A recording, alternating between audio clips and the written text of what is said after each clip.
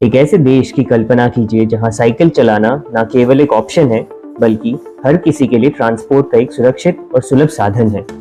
Cycle enthusiast Davinder Singh Negi बिल्कुल यही कल्पना करते हैं। उन्होंने हाल ही में एक टीआईएल की, जिसमें सरकार से भारत के हर सिटी में डेडिकेटेड साइकिल ट्रैक्स बनाने का आग्रह किया गया। सुनवाई के दौरान सुप्रीम कोर्ट के जस्टिस अभय एस ओका और जस्टिस उज्जवल भूया ने एक महत्वपूर्ण सवाल उठाया।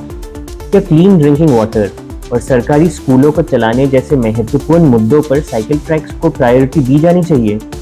टीआईएल को सिरे से खारिज कर दिया गया कि साइकिल ट्रैक्स को समाज के इन वेलफेयर के मुद्दों पर प्रायोरिटी नहीं दी जा सकती। उन्होंने अमृत मिशन पर भी रोशनी डाली, जो शहर के बुनियादी इंफ्रास्ट्रक्चर में सुधार लाने के उद्देश्य से चालू किया गया एक सरकारी स्कीम है।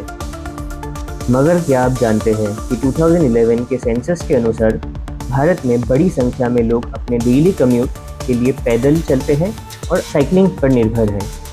हालांकि सेंसस 2021 कोविड-19 पेंडेमिक के कारण नहीं हुई, लेकिन एक बात बिल्कुल क्लियर है, हमें प्राइवेट व्हीकल्स पर डिपेंडेंसी बढ़ाने के बजाय वॉकिंग और साइकिलिंग को प्राइमरी मोड्स ऑफ कम्यूट बनाए रखने की ज़रूरत है। मोटर व्हीकल्स एयर पोल्यूशन में सबसे बड़े कंट्रीब्यूटर में से एक है। वो बड़ी मात्रा में लैंड स्पेस भी ऑक्यूपाई कर लेते हैं, जिससे हमारे सिटीज़ ज़्यादा क्राउडेड और कम लिवेबल बन जाते हैं।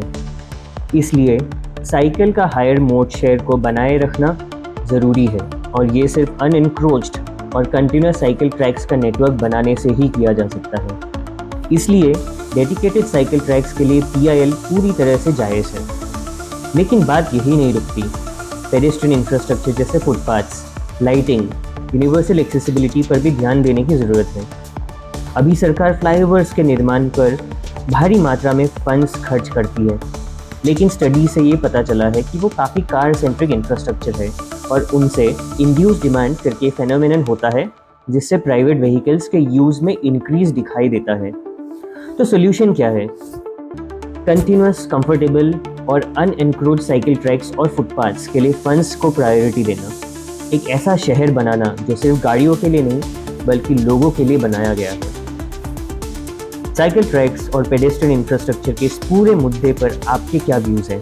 नीचे कमेंट सेक्शन में हमारे साथ शेयर करें।